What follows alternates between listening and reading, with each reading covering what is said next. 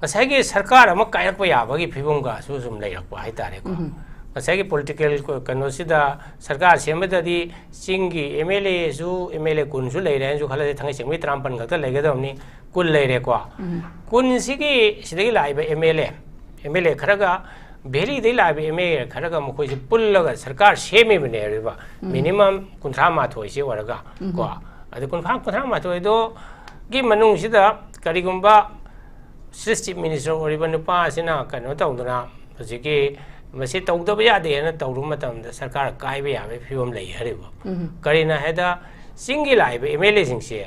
ꯁꯤꯗꯤ मागी कंस्टिट्यूएंट है तारेको मागी वोटर सिंगी अपांबा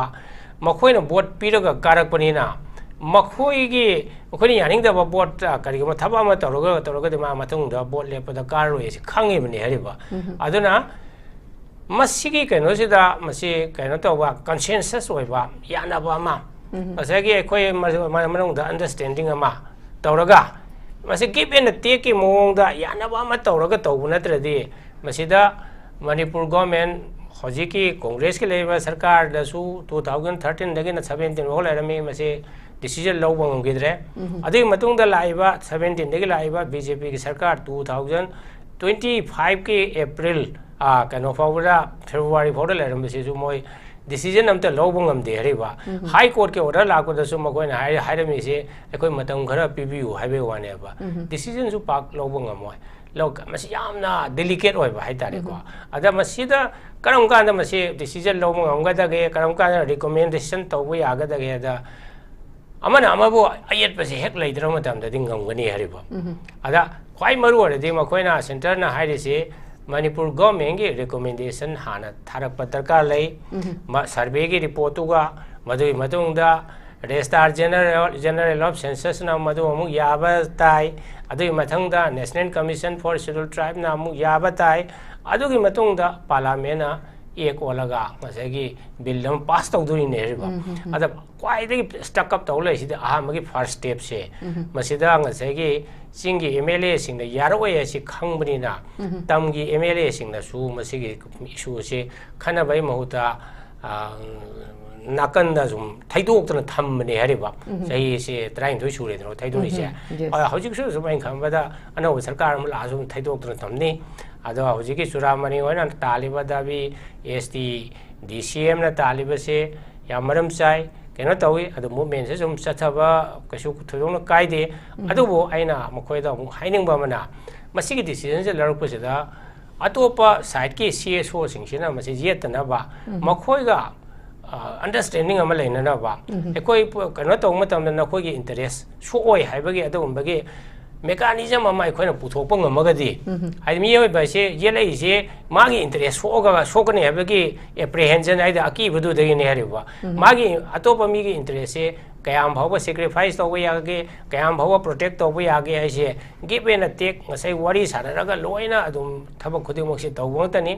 अदुना अखोइना मसे अखोइ खक्ता तंपाक्ता चुरामनी होइना फन चोंगबदुदि कछु ओइरोय हरिबा मस ओइरोय हाइसे आइना कमाय मोइबो यामने निंगन नाबे वानते काइनाबा पॉलिटिकल लेरिबा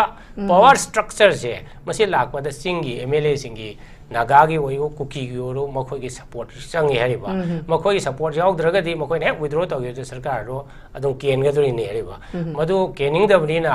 पावर लेरिबा चीफ मिनिस्टर पावर लेरिबा हजि मिनिस्टर सिंगतुना इशू से टच तौनिंगदबने अदुम याथोक तो लाकमनी अदुना अरोइबदा आइना हाइनिंगबदि मसि ओइहनसे हारगदि मसिदा एखोइ कॉन्फिडेंस बिल्डिंग ओइबा मसिगी मयामगी लेरिबा एप्रिहेंशन मयाम सिंगसे पुनः फमिनरगे एड्रेस तौबा अदु याम दरकार ओय अदु होय लेबा सिचुएशन सिदा खोइगी मणिपुर की कॉन्फ्लिक्ट अमा लेरिङैगी मरकसिदा STT की डिमांड से मसिना मु करी हैनि खोइगी हारिबा इशू सिदा मसि खनबदा कानबरा कानदबरा सिंग मसिबदि खरा अदुम कंट्रोवर्शियल ओइको कानदि हाइसु आइनासु हाइनिंगदे अदुबो ओवरऑल ओइदना एग्रीमेंट अमा हजि लाकपा याय हरिबा हजि कुकी की Hariba demand सिंगसिकी मरकसिदा मसिगी solution programme मतमदा कोइगी मैतैगी ST की डिमांड की सिसु मसे सु कंडीशन अमा थमसि हने कोइ सुम तक्सिन बय याय हरिबा मखोइदा करिगुम खरा बर सरकार कंसिडर तरप याय अदु मोइदा करिगुम खरा कंसिडर तरगदि अखोइ इशु ग्रीवांस लाइबा पोसे अखोइ मसे याहनगदबनी है कंडीशन से नमना भारत सरकार मखोद पीथोखी अखोने याबा पीथोखरे अदुदी अखोदसु सिमदि फंगदबनी अखोगी तुंगी फ्यूचर की दमकता तुंगी होरेबा जेनरेशन की दमकता मसी कनोसे प्रोटेक्शन लेत्रगदि अखोगी होरेबा आंगांसिंगी इसासिंगी इशुसिंगी जेनरेशन दा अकायबा यामना लाकनी हाइसे आइदि मसी वारी साबगे एजेंडा अमा ओहनबा यारगदि यामना फगनी अना दुमाइ तो आक्चगे पाबुंग नाकल अमरोमदा अखोगी हौजिक थोइबा मैतै कुकी अनिगी कॉन्फ्लिक्ट सी मतंग याम चाव इशू मखक ओइबा अखोगी मितैना एसटी लिस्ट चनगनी हाइबगी अखोगी हाई कोर्ट तगी रिकमेंड तौबगी स्टेटमेंट अमखक थोलकपगी सिगी मतंग जिसु कोई honourable union home minister Amit Shah की स्टेटमेंट दसु दुम यावी मसीनसु हौरइबा इरांग सिगी कोस अमखकने हाइबगी वरोलसु लैरि पाबुंग दैना सिदा लाक्चनिंगी पाबुंग करिगुंबा मितै सिने एसटी लिस्ट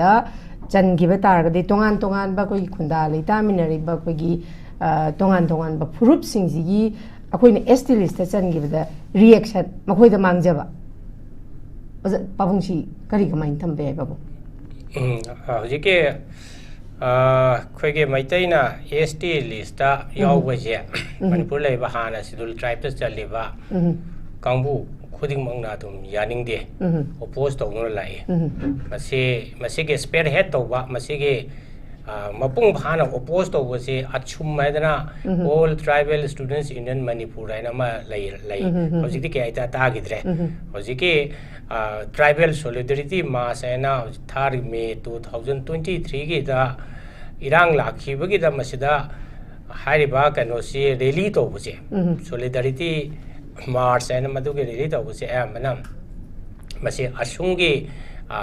सिलगा असुंगी पेट्रोनेज हैगद्रा मोयगी खुथांगदा मोयना सिनबदु मतुंगना तौगिबनी अदुगा हजिकी मसिगी से नुथिलगी पुंग अम्मा गुंबा द्वाइ तौबा द्वाइदा रैली से लोयरे लोयखिबसिदा अतै अतै सिंगी डिस्ट्रिक्ट मरोना नागा ताबा मफमसिंग को उखरुल दोरसु सेनापति दोरसु नत्रगा तमेंगलोंगदा चांदेलदा हाइबसे पीस रैली लोराव मतुंगदा मयामसी मयूम लोन हन्नखरे हरिबको अदुगा चोरचानपुरदगिना पीस रैली से लोयराव मतुंगदा मजुदा मिलिटेंट ओइबा कांबू खुलाई पाइबा कांबूना मदुगी मी तिनबदुगी खुदोंग चाबा लौरगा दुमाइ तौदना मखोइना कोइगी मैतै ताबा मरुअने बिशनपुर डिस्ट्रिक्ट लोनाबा मफम कोइगी फौगाक चाइलगा फौगाक चाव खाइ अदगी कांगबाई अदगी खुलखर लेदनको स्वाइसदा लागा दुमाइ तौना मैतै सिंगसे लैबा यारोयना आमबदा नुथंगी पुंग अनि मखाय अहुम अद्वाइदि तानथोकपा होबा मतुंगदना नुंदांगी पुंग 5-6 यौ मतमदा चोराचानदा डिस्ट्रिक्ट हेडक्वार्टर लेबा नत्रगा अदुगी कोइबदा लेरिबा खुनसिंग खुगा तंपाक पोरसु नत्रगा ngathal borsu khunkhal leiri hariba mitaina ai chaidra khun ta leba mafam sidai leiba yaroin tantokimni aduda hojiki aikhoige union home minister na hamba haiba haiba manipur gi kanosi thokpase masi high court ki order duna thokpane na haibase masi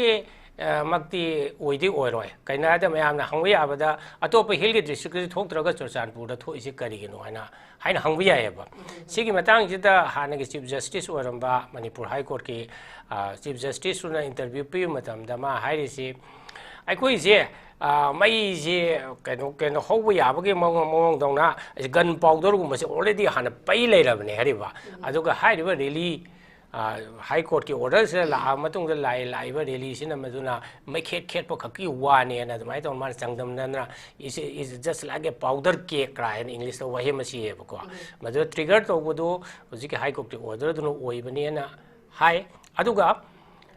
मधुमंगना ngसाई इरांगे थोलकपने हाइदुदी अदुम लानगनी हरिबा इरांगे थोलकपय मरमदुदी खोइना हजिन हजिन क्या हाइग्रेदनको इरांगु थोलकपगे मरमदी नार्को टेररिज्म बोरसु इलीगल इमिग्रेंट लाकपगे बोरसु नत्रगा फॉरेस्टा युम ताबसिंगदो मणिपुर गवर्नमेंट तांथु उबगी ओरगसु मखल मखागी पॉपी कल्टिवेशन मयाम दो खो यानथतपन सिंगबा मखल मखा या मणिपुर सरकार की अदुगुंबा खोंथांग कयादो मधुबु यानिंगदबा मधुना ngसाigi drug lalonba khangde popi thabani khangde illegal immigrant oina laiba kangbu singsi makhoigi leiriba interest se solakpa makhoina sathariba karbar sida akaiba pirakpa sida Manipur government da singnarakpaneba thangai sengwei de khonju han haigre kuki singna thangai sengwei de maitai bu nuksidaba nate maitai bu attack tawbo nate thangai sengwei ge de makhoina April gi tarik 28 19 2003 gi sida harisi Manipur sarkar ji boycott tawi adana matamdu gi chief minister do Susan Pura lakpado yaro yana tawrise badura takpadi maitai boycott tawi hamna teba Manipur sarkar ne ba Manipur sarkar da amuk represent tawisna matamdu gi honorable chief minister obirimi ba nupa du ni hariba adana makhoi gi leiba government gi policy program se da makhoi na pen da ba kaya leirakpa government tawriba thabuk to lali sumi ebduna atopa wafam amni ko ada leiba class of interest leirakpa ngasagi leiba moi hana gi leiba illegal immigrants na pik thana leiramni Manipur ju khunda leita dana makhoi je tanthorokadra ka aibagi ngasagi illegal immigrant identify tawbodi tawnaba cabinet sub committee ga semaktana mi lisingani ga train pala kano identify ka torokpa madu matung da mayam ju thorokadoriba madu da makhoi na sidai sida nuaina leidra India gi government gi khudong chaba mayam schedule tribe status chieng lemna phamba laik tamada scholarship phangba ngasai laik tambamda seat ki reservation phangba thabak tawbada reservation phangiba sigumba khudong chaba mayam singse makhoi karigumba Burma da halaga tanthok pirokpa tardi makhoi mayam sing mangakani haibedagi makhoi se punsillaga kulai paiba kangbuga maroina hojiki kuki gi ningthau sing mayam sing punsillaga smai tawna athing use lakpadagi irang thokhribane basima sina horakpam du ne ribako adaga hojiki ST के status की मतंग से मसे याम sensitive ति होइबा अखोय मैतै ना होजिक त थेंगना makeup थोलक बहाय दारे ने मसे थंगी संबै दे 1947 48 1950 का दाय द मयाम की तोनु यावरुंग गदो ने हेरिबा मतम दु दाय खोय की लेबा ngakpa खोय की मैतै की इंटेलेक्चुअल हाइगदरा मतम दु दबदी यूनियन टेरिटोरियल एडमिनिस्ट्रेशन से चीफ कमिश्नर अमरा लाग एडमिनिस्ट्रेशन तौरे अहमददी खोय मैतै की रिप्रेजेंटेशन से कशुल दैरम दे हरिबा टेरिटोरियल काउंसिल लाग अंदा खरा लापै वानी अदुगी मतम दु दाय खोय की लेरिबा मणिपुर की इंटेलेक्चुअल सिंग मणिपुर की अखंग अहिने लेरिबा कांबू सिंगसिना मसी यावबसे अखोय सुम ताबदा अदुम पामदे हेदन मसी येली गा हंता हरिबा अदो मसीदा कनागुम खराना मतमदु दा बामोन ओरंबा कांबूसु यावी को लेलेसु हाइबा मिसिंग से मनु मतादि कोइ पलरोय मखोयनासु शेड्यूल ट्राइब की टैक्स से लेवल से हापदा मखोय के इज्जत मांगबा मखोय दा हमीन हंथना खनगदरा का हाइबे वाखलमा लाक्तना सुम लेबा हाइतारे को से मणिपुर से दा एजुकेशनली बुदी कोइ के अतै के जेंगरुगदि मैतै सिंजु खरदि दुम mayamdagidi fattabadi nate ayebasi khoige maitai mraktagi leiba doctor engineer afaw haile khairai ro mayam leibase sina masige khudam amasu oiribane ba adumakpo aikhoina muk yengu matam sida atei lamdana kamai tawrige khudam oina da khoiga chap manana merger agreement tawgrese Tripura ge Maharaja matamda da Maharani na palambe hariba aikoi 1949 da Manipur ge Maharaj Buddha Chandrana merger agreement hoi to matam sa Tripura ge su matamda da Maharani na adum merger agreement tawgi adu Tripura da leiriba mi sing se hiding thogi family adu moi gi mi sing indigenous hoi ba mi sing se adum marwana Dev Burman kambu sing se ning thog kambu se Dev Burman ne ba moi su zum schedule tribe status phangi aikoi ga sab mana ba aikoi su kaino tawbo se da hai roga di ko adu ga aikoi na harb jeng bada Assam da leiriba aikoi maitai ga su yam mana ba Tibeto Burman ki group hai tare ko Tibeto Burman se language ki group ama hairap mana ba asi Bodo ngangba kambu sira district ahum mari manga leiri Kokrajhar ka hadana adegi aduga akoi bada Udalgiri adegi kai kaino Chirang graina district mari manga leiri eba makhoi ge Bodo kambu si su khoi maitai ga su yam mana ba even moina nupi sing na ga seleba phane khuse se khatang sena bai wa khena bai wani makhoi na seleba su phane sum seli adegi kari hani culture su ekhoi ga nakna ba khara sum lerangani kaina Tibeto Burman oibani na moi su yamna adum culturally advance oiba kangbu ni hariba Bodo hariba kangbu se hojik schedule tribe de yawi ko marwana koina thengnabada Basumatarei ka haiba title ga leba kangbu se sum Bodo sing se sum kari hani schedule tribe oi ada hojik Assam की planes tribe है खर लेरी मैं खर demand तौरी है अद significant होइबदी Assam चाही 400 मुक निथौ पांदना जामना मपांगन कना लेरंबा अहोम डायनास्टी है बम तारे को अहोम किंग मखोजे ताई पीपल नि ताई से मोइजे अखोइजे ताई से लाई से मना अपर बर्मा स्वाइदा होजिके सान स्टेट का हाइबगुंबा अरे थाईलैंड दसु ताई लई चाइना दसु ताई लई कोई सुम चलुरे चाइना दना मोय दाई कौई हाइब कांबु से मोय लागा सही ब्रह्मपुत्र की मनाक सिदा लईबसी मखोय सिफाई मयाम लांदारगा दमादन सही 400 मुक हेना निथौ पांदर लेरमी मखोयसु मणिपुर का चप माने ब्रिटिशना बर्मी सिंगसे असम दई तांथोग्रब मतुंगदा मखोयगे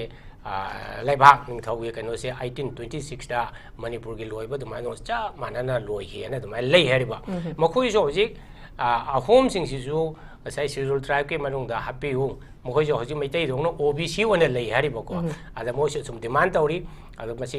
याम कन्ना खनरी हाइदारे को होजिमक्ति मोइ शेड्यूल ट्राइब ते यावरे हाइबगे अदुगुंबा नोटिफिकेशन दे थेंगदरी अदा आइखोइना शेड्यूल ट्राइब के स्टेटस से करी दमगा दरकार लेरिनो हाइसिसु जुम हेरो कनोसु चुरामनि सु हाइग्रे को मसी मरुइना शेड्यूल ट्राइब के स्टेटस पीबा अदुगे कॉन्स्टिट्यूशनल प्रोटेक्शन पीबा मसी आइन तौरग प्रोटेक्शन पीरिसि आइखोइसि यामना मसिंग यामदबा अदगा खरा करी हाइनी यामना खरा सोथबा कांगबुनी मखोइबु प्रोटेक्शन पीबा बसे शेड्यूल ट्राइब के स्टेटस से पीरगदी मखोइदा अदुगुंबा कॉन्स्टिट्यूशनल ओइबा सेफगार्ड पीनी हाइबसना नंबर 1 ने हरिबा खुदम ओइना हाइबदा शेड्यूल ट्राइब के लमदा नॉन शेड्यूल ट्राइब ओइबा मी अमा चंगगा लम लेबसी यादेबा को लम लेबसी करी हाइन कनायदा पैसा पसंजाव पाइबा मयाम लागा अखोइगे मैतै गे लेरिबा लमसे लोइ लेथोक पिरखदे मैतै दे क्राइ लेरुनी हाइब क्वेश्चन अमा अदुम जो हंगिंगाय ओइदना को अदन मरुना लमसे अखोइगे हिंगबगा यामना मरी लेनाबा लम लेत्रगदे अखोइ लेफम लेतबा हजि आदा इजराइल गा गाजा गा दौनैसिनेबा लमगी मतंग दसु ओइबा लमसे इजराइल नसु गाजा से लोक्सिनिंगा इजराइल मनु ओइनिंगबा तांथोकनिंगबा अदुगे कनोसिनेबा तल हाइरिसिना अदुना अखोइगे लमसे ngaktaba yadi haibama adu ani subada hojike अखोइगे Meitei से याम कन्ना मसिंग यामबदी नते कोई इंडिया की पॉपुलेशन की 1% मुका होइगदरा अदु फावो क्या फादगुम तौबनी अदना मसी अखोइगे जॉब की प्रोटेक्शन करी है एजुकेशन इंस्टीट्यूशन प्रोटेक्शन अदगी जॉब है मखल अनी हम लेरी भारत सरकार की जॉब से पब्लिक गवर्नमेंट ऑफ इंडिया नतब माई मखाद पब्लिक सेक्टर अंडरटेकिंग खुदम बैंक मैम से थबक तौबद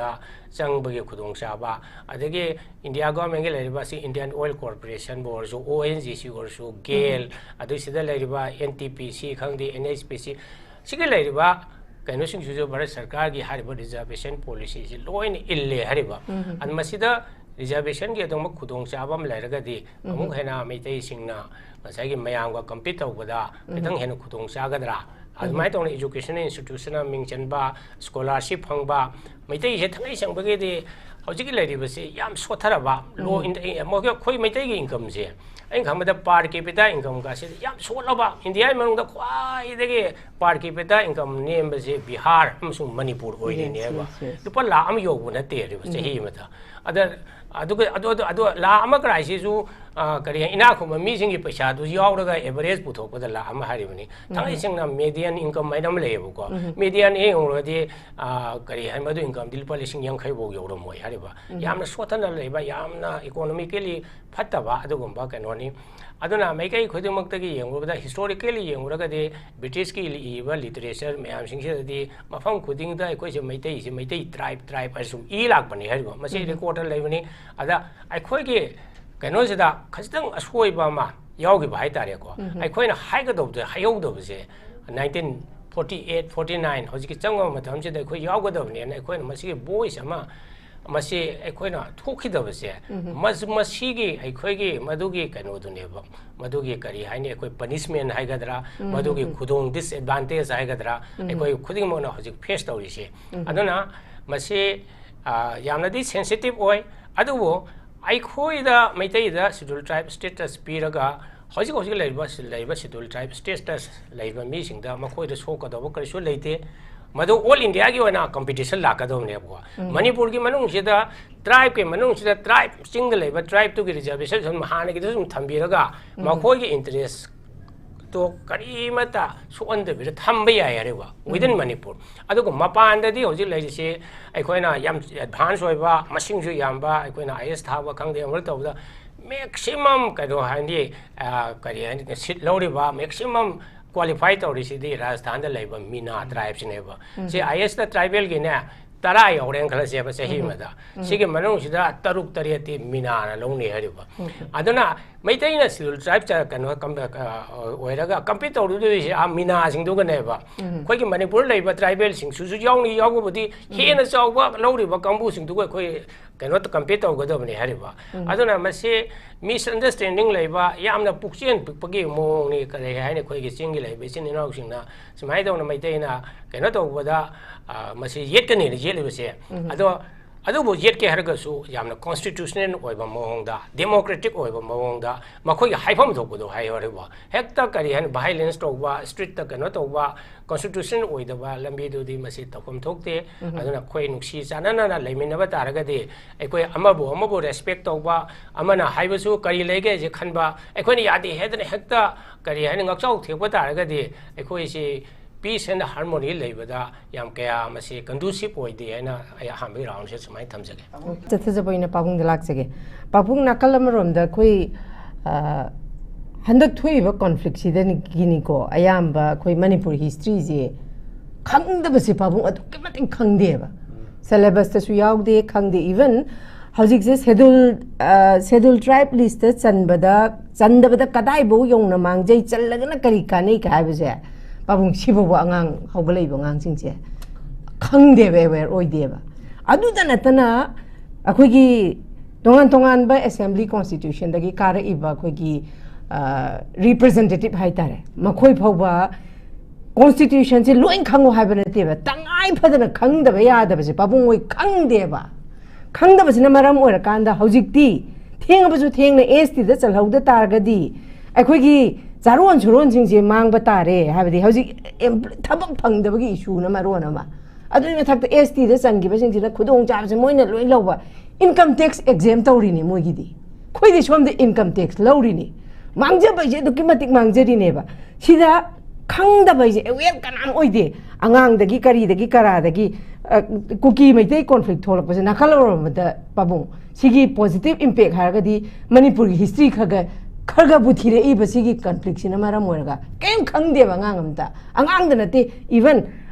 हायरगदी तारगदी कयाम खंगदना न साउदोइनेबा रिप्रेजेंटेटिव सिंगसिसु मखोइसु खंगदबा यादबा कॉन्स्टिट्यूशन खंगदेबा अदुना पाबुंगदा इना थमजनिजे एसटी लिस्ट करीगुंबा अखोइसि चलहौदबा तारगदी सुम थेंगदगिबा तारबदी अखोइगी फ्यूचर जनरेशन से कदाइ फौ योंना खोइसे मांगधरकदगे सोकदगे हाबसे पाबुंग इंखलैबा ngang खंगजेसनोबा अखोइ रिप्रेजेंटेटिव सिंगजु खंगजेसनो पाबुंग अंगतंग थंबिरों पाबुंग मतो लाक्त्रिङदा हजिकी एसटी लिस्ट चनबगी कै वाफम से मसे याम कम्प्लेक्स होइबा हाइदि मसे पॉलिटिकल होइबा वाफम ने हरिबा से कोइ मयामना खंगनरे 2013 दगी रिप्रेजेंटेशन पीदना मिनिस्ट्री ऑफ ट्राइबल अफेयर्स ना मणिपुर गवर्नमेंट दा सिगी मागी सर्वे तौरगा एथनोग्राफिक सर्वे हाइबर कनो अदुम तौरगा मदु रिपोर्ट पिरो एदना अदुम लाक चिठी से लाक लेरबने हरिबा मसिगी रिप्लाई से मणिपुर की गवर्नमेंट पीब ngamde हरिबा पीब ngamdri si maram si karigino pining da pidri brand traga karigino moina pidri si haje khoi nei da si hariba atai atai lakpa chithi de sum reply sum pido in hariba sam sigumba yam sensitive hoiba ada masigi decision lorku matamda power politics haigadra asagi sarkar ama kayakpa yabagi phibumga su sum leirakpa haitare ko asagi political kanosida sarkar semedadi singi MLA su MLA kunsu leire ju khala thangai sengmi trampan gata legadamni kun leire ko kun sigi sidagi laiba MLA kharaga भेरी दे लाबे एमे खरगा मखोइ पुल्लगा सरकार सेमे बने Riba minimum 30 माथोइ से वरगा को अदु 30 माथोइ दो गी मनुंग सिदा करिगुंबा चीफ मिनिस्टर ओरिबा नुपा सिना कनो तौदना हजिकी मसी तौदब यादे न तौरु मतम सरकार कायबे याबे फिवम लई हरिबो करिना हेदा सिंगी लाइब एमएलए सिंगसे सिदी मागी मागी कॉन्स्टिट्यूएंट हाइतारे को मागी वोटर सिंगी की अपाम्बा मखोइना वोट पीरगा कारकपनिना मखोइगी मखोइनी यानिंगदबा वोट करिगो थबा म तौरगा दिमा मतुंगदा वोट लेपदा काररोय से खांगेबनी हरिबा अदुना मसीगी कैनोसिदा मसी कैनो तौबा कंसेंसस होइबा यानाबा मा मसागी अखोय मनोंगदा अंडरस्टैंडिंग अमा तौरगा मसी गिव एंड टेक की मोंगदा यानाबा मा तौरगा तौबु नत्रदि मसीदा मणिपुर गवर्नमेंट हजिकी कांग्रेस के लेबा सरकार दसु 2013 दगिना 17 हो लेरमी मसी डिसीजन लौबा ngomgidre adui matungda laiba 17 dagi laiba BJP की सरकार 2025 के अप्रैल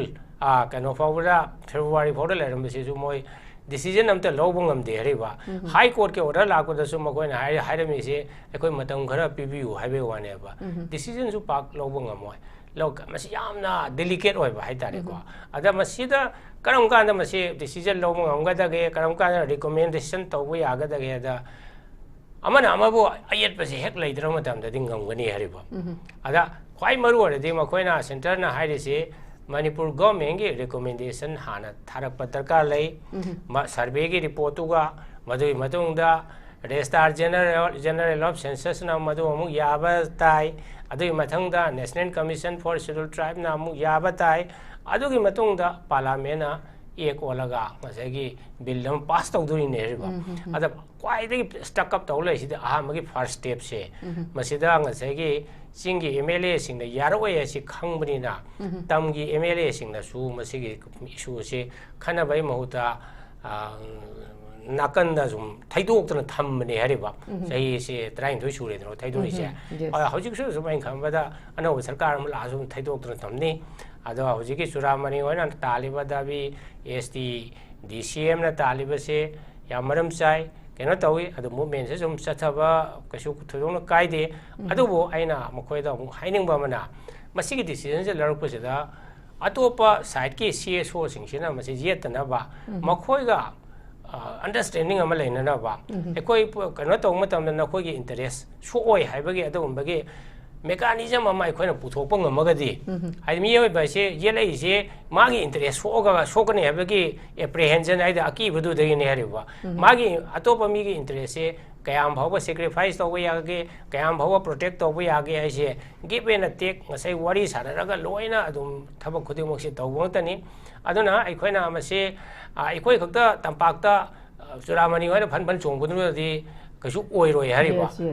मस ओइरोय हाइसे आइना कमाय मोयबो यामने निंगन हबे वानते काइना पॉलिटिकल लेरिबा पावर स्ट्रक्चर से मसे लाकपदा सिंगी एमएलए सिंगी नागागी ओयो कुकी की ओरो मखोगी सपोर्ट संगे हरिबा मखोगी सपोर्ट याउद्रगदी मखोइने विथड्रॉ तौगे सरकार रो अदुम केनगदुरिने हरिबा मदु केनिंग दबनिना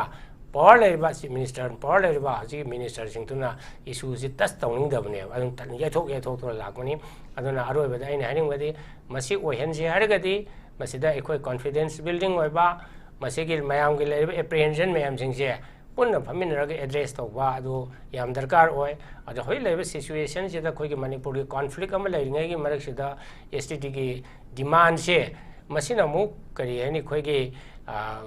हारिबा इशू सिदा मसी खनबदा कानबरा कानदबरा मसिबदी खरा अदुम कंट्रोवर्शियल ओइको कानदे हाइसु आइनासु हाइनिंगदे अदुबो ओवरऑल ओइदना एग्रीमेंट अमा लाकप याय हरिबा असी कुकी की हरिबा डिमांड सिंगसिकी मरकसिदा मसिगी सोल्यूशन प्रोग्राम मतमदा कोई मैतै की एसटी की डिमांड की सिसु मसी सु कंडीशन अमा थमसी अने कोई जुम तक्सिन मै याय हरिबा मखोइदा करिगुम खरा बर सरकार कंसिडर तरप याय अदु मोइदा करिगुम खरा कंसिडर तरगदी अखोइ इशू ग्रीवांस लाइबा पोसे अखोइ मसी याहनगदबनी हाना कंडीशन से अखोइ नमना बर सरकार दा मखोइदा पिथोखि मतमदा मखोइदा अखोइना याबा पिथोखरे अदुदि अखोइदसु सिमदि फंगदबनी अखोइगी तुंगी फ्यूचर की दमकता तुंगी होरेबा जेनरेशन की दमकता मसी कनो से प्रोटेक्शन लेत्रगदी अखोइगी होरेबा अंगांग सिंगी इसा सिंगी इशू सिंगी जेनरेशन दा अकाइबा यामना लाकनी हाइसे आइदि मसी वरी साबगी एजेंडा अमा ओहनबा यारगदी यामना फगनी अना दुमाइ तौना अतै थमजगे okay thank you very much बाबू इचनगा कनो ना हाइसे याम चुम्मी मसिगी दाइदा लौबुसे अखोइगी मिहुत ओइबसिंगदा लौगदौने ना इचनगा करि सुरामी ना हाइसे चुम्मे हरिबा प्रजागी अपामबसे करिनो अखोइगी खुदमना अखोइ तो अखोइ बुदि प्रजा हरगा मरोइना मैतै कम्युनिटी की हरसिको मसिगी अपामबसे थबक ओइना ओंथोकपगी दाइदा से कना लौगदगे the इचन ओइना हारिसे होजिकी अखोइगी मिहुत ओइना थागलिबा MLA minister Singh लौगदबनी Hariba मखोइना मदु मखोइगी फम खक्तगी खंदना मखोइगी चियार कोनबगीदमक्ता प्रजागी तुंगी फ्यूचर की ओरबा अरुबा इशू से मखोइना करी हाइनी करीबदा खंसिनद उसिनदना सुम लाइदना सही ट्राइन दोय त्रौम दोइसे मसिमक्सी मसिमसी याम पेंदे अदना मतुंगदा लाकदब लीडर सिंगदुना मसी प्रजागी अपामसे खंगना थबक तौब ताई करिगुम दरकार लेरगदि आई चीफ मिनिस्टर ओबि फम थादोप याय हरिबा लेबाके दमक्तनी अदना मदुगे थौना लेबा दरकार ओय ना अरोय ओय ना तमाइ दम थमजगे थैंक यू वेरी